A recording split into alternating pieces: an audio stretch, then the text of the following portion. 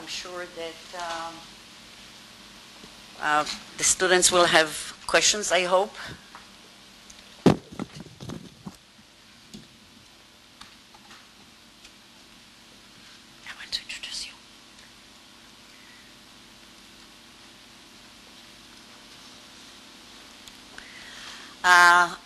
Our second distinguished guest is Brigadier General Delort-Laval from UNIFIL. And when I look at his CV, I said I didn't know that you can learn so much in military training, because Brigadier General Delort-Laval started his military training in 1981, the Military Academy of Saint-Cyr, the Grand Armée class, later the Armor class Samur, and he was commissioned into the Airborne Hussar, the Airborne Brigade. You jump from airplanes? Why? Should try. Better than skiing, anyway. I like skiing, but jumping from airplanes. Anyway, his early regiment service was spent as a troop leader in Chad, deployed 4 times in Chad and in the Central African Republic. He went up the ranks and he went to more military schools and more military French staff school, UK Advanced Command and Staff course. And as a reward, you were sent to Bosnia, to Macedonia, to Kosovo. You were really looking for trouble. In 2002, he was promoted to colonel and assumed command of the 1st Airborne Hussars, where you started. He was again rewarded by being deployed into the civil war in Ivory Coast and in other major conflict zones. And finally, I have to say that in between the training, the wars, the deployment, you managed to have 6 children. That's a great achievement. Please welcome Brigadier General Delort-Laval.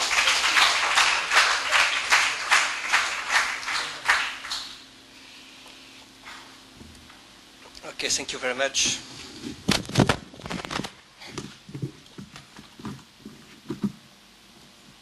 As a matter of fact, I'm not the commander of UNIFIL, I'm just the chief of staff.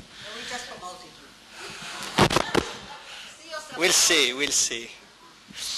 Okay, let me start with the agenda I intend to follow. First, I'd like to come back to the 2 different models of peacekeeping, just for clarification, but it will be short. Then I will give you an insight into what the early mandate of UNIFIL was and what the current mandate is, which is slightly different. And I will conclude by addressing the achievements and some concerns and challenges posed to UNIFIL. No? Okay.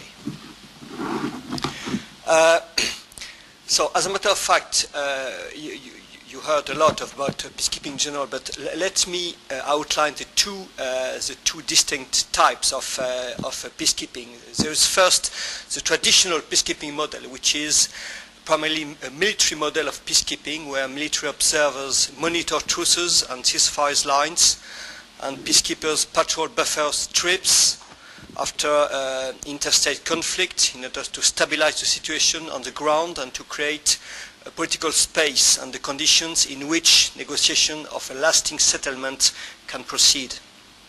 This model was established originally here in the Middle East, as was said, during the Cold War, and enshrined the key principles of consent, strict impartiality, and the non-use of force except for self-defense.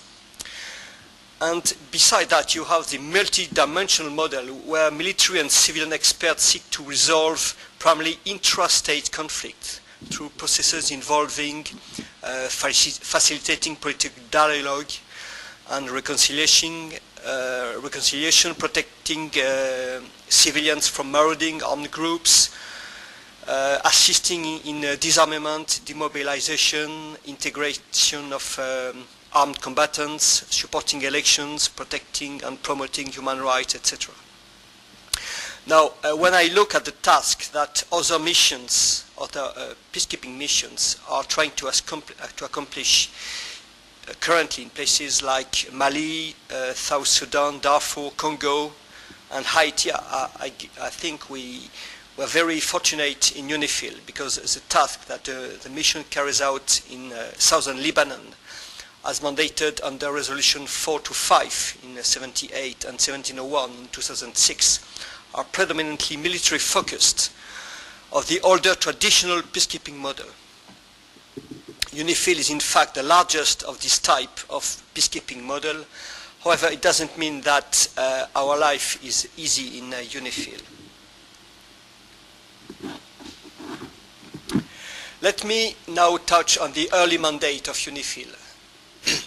When UNIFIL was first established in 1708, after Israel's invasion of Lebanon, it was deployed despite the concern of the UN Secretariat, given the absence of truce conditions under which a mission of that scale and scope of UNIFIL could play a constructive role. Quite simply, there was no peace to keep. UNIFIL was given the role of confirming IDF withdrawal from southern Lebanon and was itself tasked with its 6,000 troops to fill the territorial and security vacuum that was southern Lebanon in 78. It was also tasked to help the Lebanese government to regain its authority over the area. But for much of UNIFIL's existence, the government of Lebanon, which was constrained by civil war, successive internal political crises and complex regional dynamics, was not in position to exert its effective authority in southern Lebanon. The local conditions posed a serious challenge to the traditional concept of UN peacekeeping and raised questions about UNIFIL's capacity to carry out its mandate. UNIFIL's situation was a sharp illustration of the central dilemma of UN military intervention during the Cold War years, the playoff between what would be operationally effective against what was politically feasible. Despite the situation, the impartiality of UNIFIL's peacekeepers was an important counterpoint to the divisions in southern Lebanon at the time. UNIFIL's impartiality and the resilience and the resolve of the peacekeepers ensured the routes to provide a degree of normality to civilian life. Through its presence on the ground, UNIFIL was able at times to provide a buffer between warring parties in southern Lebanon. It was able to broker de facto small-scale truces. It also provided humanitarian aid to the local population. And it acted as an international witness to events in the region, which sometimes helped to constrain the behavior of the protagonists. It could not, though, impose a peace. Now, what is the current mandate of UNIFIL? While the conflict has changed over the years, and today's UNIFIL is larger and much better equipped than it was in its early years, it still cannot impose a peace. As a traditional peacekeeping operation, the mission does not play a direct role in political efforts to resolve the conflict between Israel and Lebanon, and neither has the mandate nor the tools to do so. Rather, UNIFIL's role is to support the parties in safeguarding the cessation of hostilities, work to mitigate tensions that arise, and engage the parties in confidence building and conflict mitigation measures. I want to focus the next part of my presentation on the critical factors for mandate implementation, which determine UNIFIL's effectiveness in carrying out its tasks. At the same time, I will show what is impossible it is impossible to separate our military operational activities from the political climate surrounding us, and that while military-led peacekeeping operations can help mitigate tensions and bring stability to volatile regions in the short term, they cannot be seen as a long-term substitute for peace and reconciliation.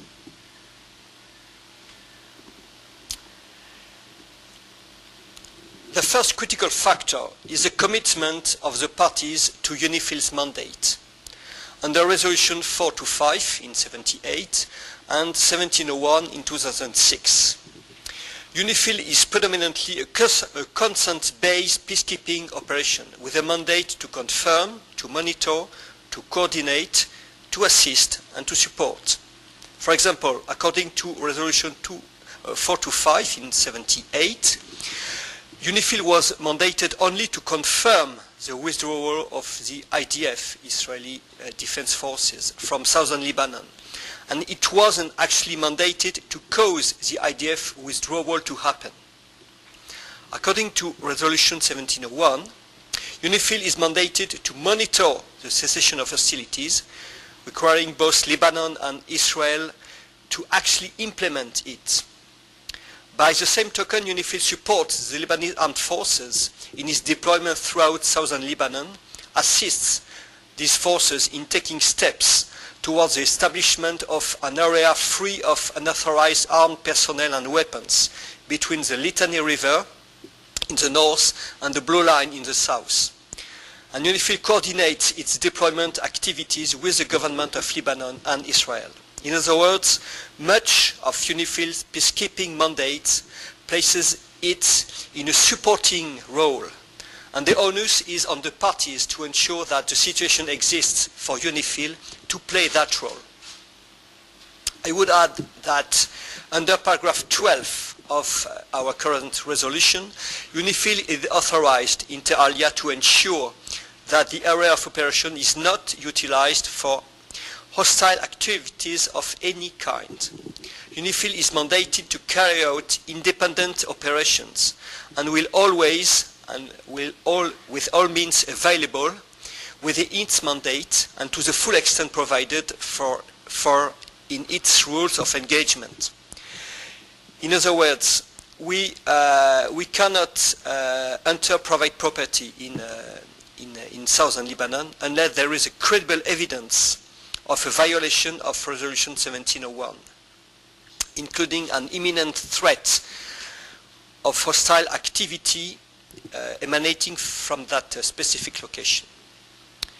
While the record is not perfect, we acknowledge it, and unfortunately there have been several rocket firings at Israel over the past 7 years.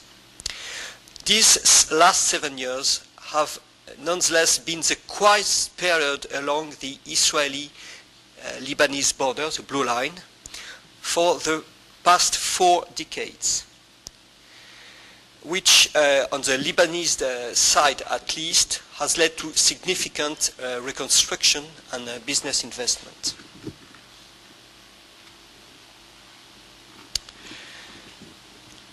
The second critical factor is the need for a strong relationship with both the Lebanese armed forces and the Israeli defense forces, and both militaries' adherence to liaison and coordination arrangements with UNIFIL.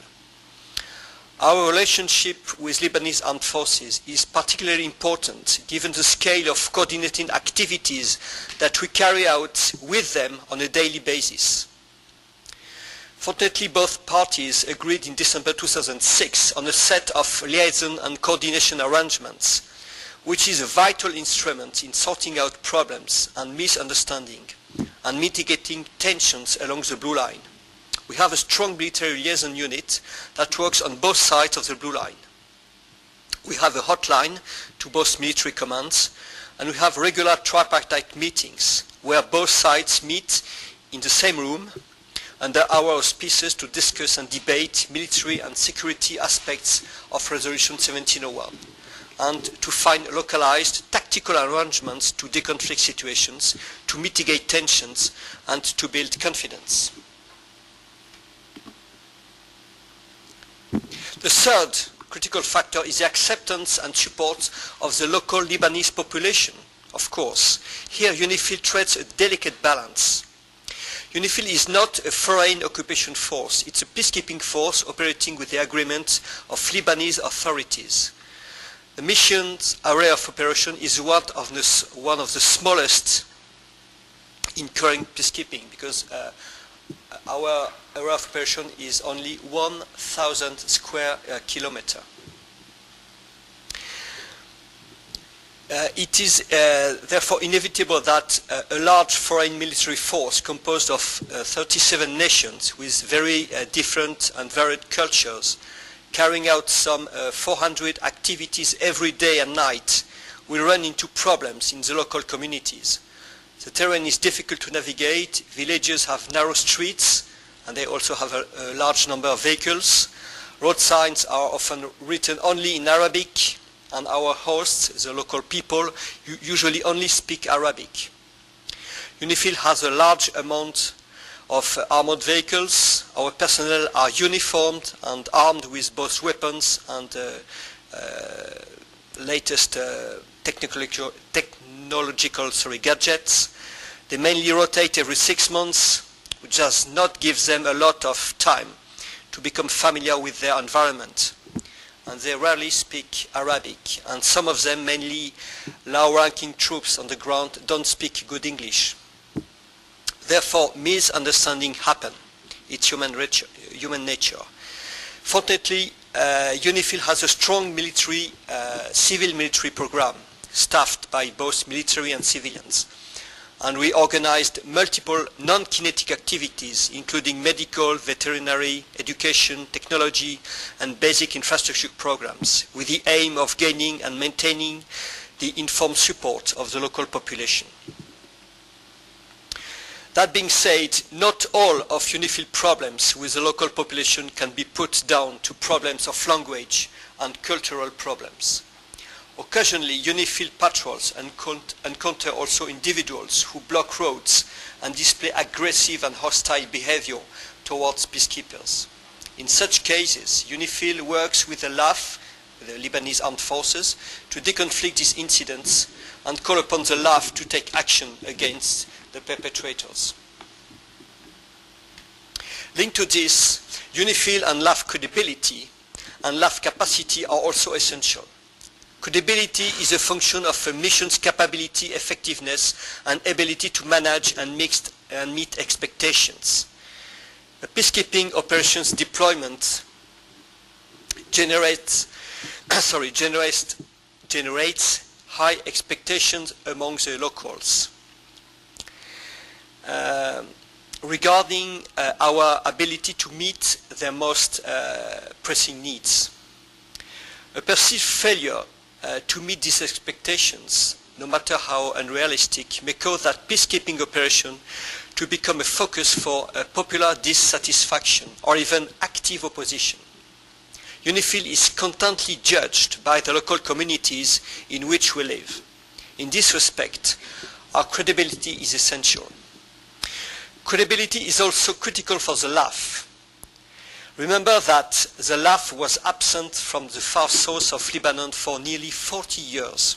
Firstly, the Palestinians, the PLO, controlled large area of southern Lebanon from the late 1960s. Then Israel occupied southern Lebanon from 1978, both through the presence of IDF troops and with the South Lebanon Army. Then in 2000, Hezbollah deployed in the area. In order to win the support of the local people, the LAF credibility needs to be implemented. They also need respect and dignity, and they need the necessary capabilities to effectively carry out their functions. For UNIFIL, the LAF is our partner, and we do whatever we can within our mandate to support them and to increase their capabilities. For it is a LAF that must one day or another take over UNIFIL activities. And this is part of the exit strategy. I will comment later on because it's very important for the future.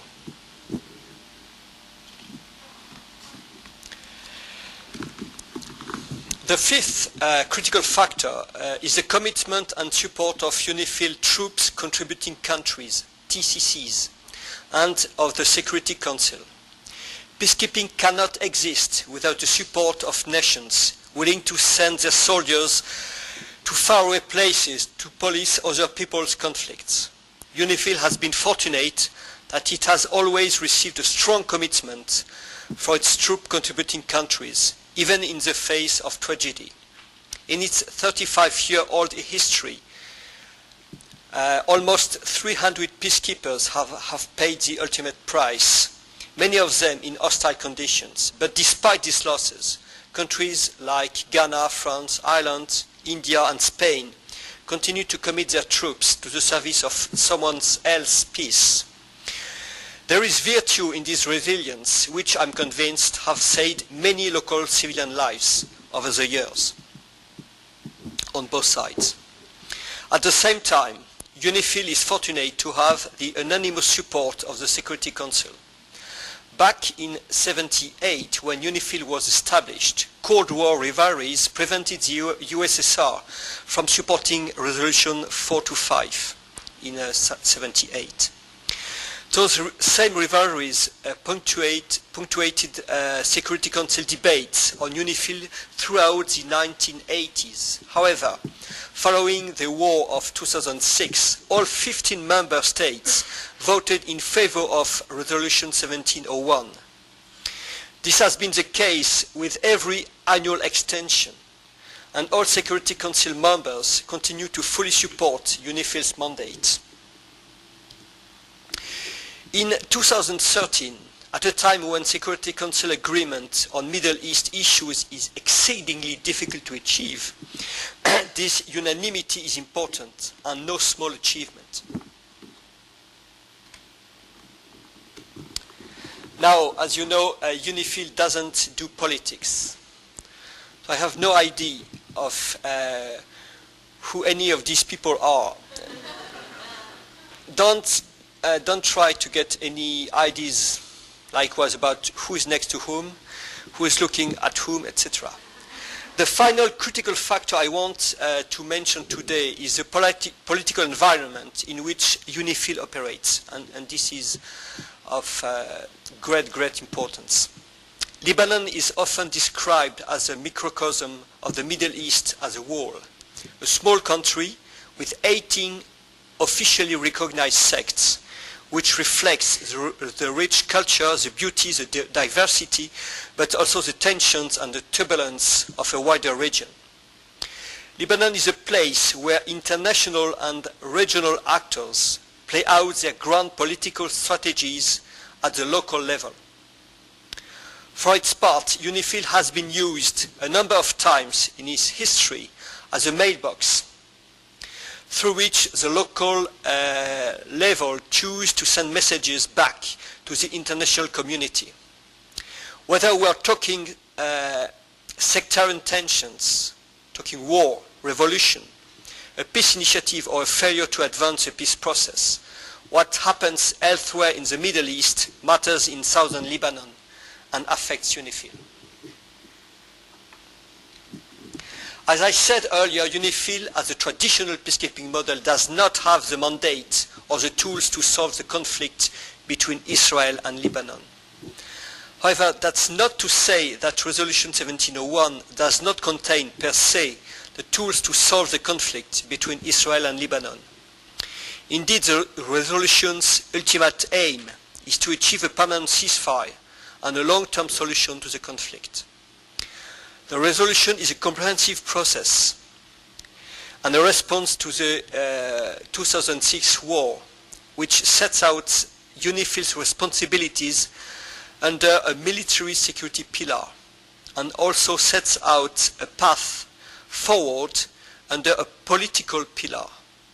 These two pillars, the political one and the military one, overlap in several respects, and UNIFIL ensures that it works closely with our political colleagues in the Office of the Special Coordinator for Lebanon, the UNTSO, in Beirut. which has the overall responsibility for the political aspects of implementing the Resolution 1701. Now a few words on the achievements. 7 years after Resolution 1701, UNIFIL can point out to a set of solid achievements that has led to an unprecedented period of calm, as I said earlier, between Israel and Lebanon, which has been widely acknowledged by many senior Israeli and Lebanese political and military figures. Firstly, the resolution led to the deployment of the LAF to southern Lebanon for the first time in some 40 years, and brought state sovereignty all the way to the Blue Line. The parties continue to respect the cessation of hostilities along the Blue Line, put in place by Resolution 1701. Yes, as I said, there have been several rocket attacks and 3 exchanges of fire between the LAF and IDF, one of which in El Adese tragically led to casualties. But there is no comparison to the regular hostile activities that occurred for years before the war of 2006 and the resolution that ended this war. As a result of this resolution, there is now a security architecture in place to assist the parties in mitigating tensions and bringing a halt to incidents before they can escalate. UNIFIL's work with the LAF and IDF, marking the Blue Line and deconflicting and de-escalating tensions in the tripartite forum is essential to preventing conflicts.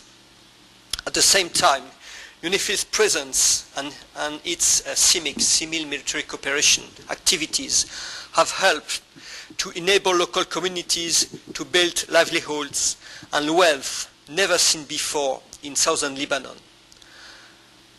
As local communities build those livelihoods and opportunities and investments come to southern Lebanon, the more people can reap the benefits of the current situation. UNIFIL has the responsibility to assist the parties safeguarding the cessation of hostilities and maintaining the current calm along the Blue Line. We will do whatever we can to further promote this situation, working with both parties to mitigate tensions along the Blue Line and working with the LAF to ensure that there is no unauthorized armed personnel and weapons inside UNIFIL's area of operation. As the Secretary General has frequently stated, there is much more work to be done. And finally, let me express some concerns. As I said earlier in my presentation, military-led peacekeeping operations might help bringing stability to volatile regions in the short term, but they are not a magical panacea, and they cannot be seen as a long-term substitute for peace and reconciliation. Without a parallel political process, which is lacking here, which seeks to solve the fundamental causes of the conflict, we can only succeed for a while before the parties plunged into another cycle of violence. 7 years after Resolution 1701, there is still only a fragile cessation of hostilities, preventing another round of deadly conflict, and this can be manipulated by spoilers. While the parties have made commendable efforts to work with UNIFIL to maintain the cessation of hostilities, there has not been sufficient political will to advance progress towards a permanent ceasefire and a long-term solution as set out in Resolution 1701. The Lebanese repeatedly express their frustration concerning Israeli air violations of Lebanese airspace, at the continuing Israeli occupation of Lebanese land north of the Blue Line in Gaza. They also express their frustration regarding the disputed border areas in the Sheba Farms area. For their part, the Israelis repeatedly expressed serious concern about the activities of Hezbollah, its considerable military potential, and the threat that it represents to Israel. both sides have genuine current grievances which are fueled by decades of past conflict, by mutual antipathy, and by misunderstanding. These have to be addressed if the cycle of violence is to be broken. A couple of years ago, UNIFIL constructed a strategic review to assess mandate implementation 5 years after Resolution 1701. The review took into consideration the views of both parties, the Israeli party and the Lebanese. It concluded that there needs to be a shift towards advancing the ultimate goals of the resolution, to further strengthen the cessation of hostilities, and to take steps towards further stabilizing the situation. 2 years on, this conclusion is truer than ever. In the current regional environment, particularly in the context of recent events in Syria and on Syria's border, it's very easy to push back at UNIFIL and to say that now is not the time for progress. Tectonic plates are shifting and the region is facing uncertainty. But when the earth stops shaking, maybe the new reality will be in place and would favor a peace process. Maybe it would, maybe it would not. UNIFIL's traditional military peacekeeping model has played an essential role over the past years, and I'm convinced that it has contributed to saving a countless number of lives. Looking forward, UNIFIL's peacekeepers will continue to play this role in holding the fort on the ground, in working to maintain what has recently been one of the quietest corners of the region. But military peacekeeping is not the solution, and it cannot resolve the underlying grievances and the overarching causes of conflict between Lebanon and Israel. Our work can only provide a breathing space, a window of opportunity through which others must make a jump in the quest for peace and hopefully reconciliation. Thank you for your attention.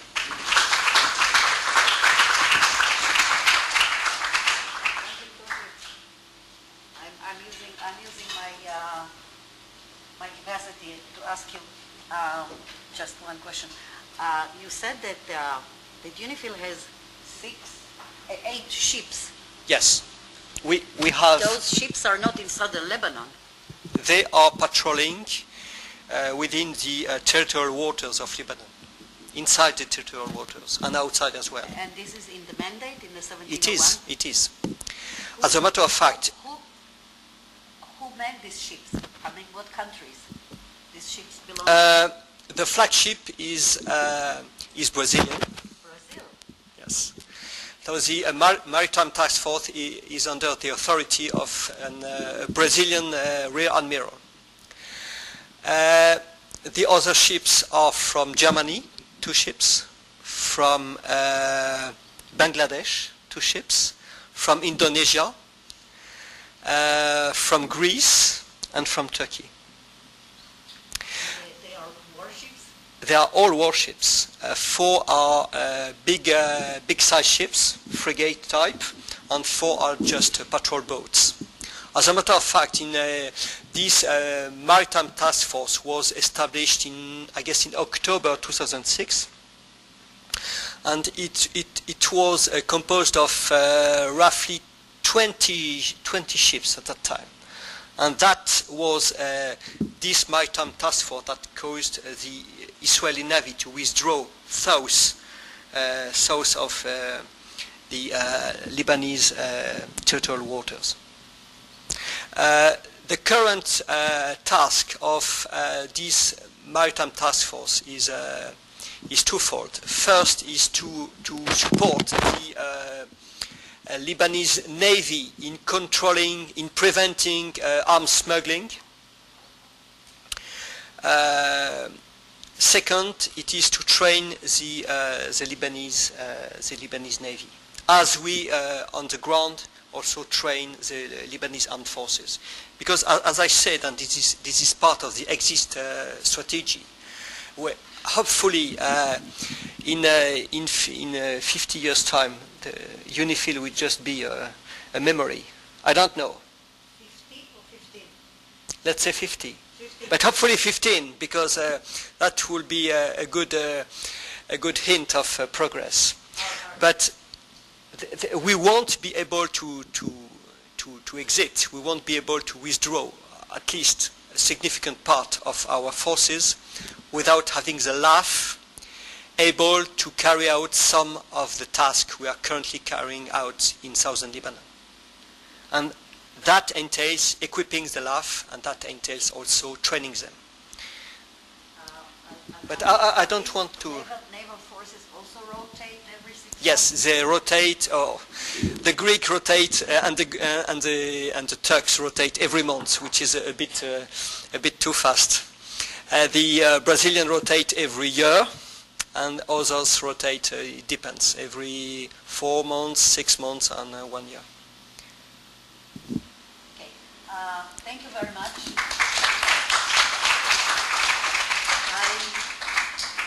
I personally think that UNIFIL is a success story, regardless of reservations. I think that they are really a success story, and it was very, very interesting, and I hope that peace will come. Thank you very much. Thank you. I want to invite Jay Rosen to lead the question and answer session, and please be cordial and polite.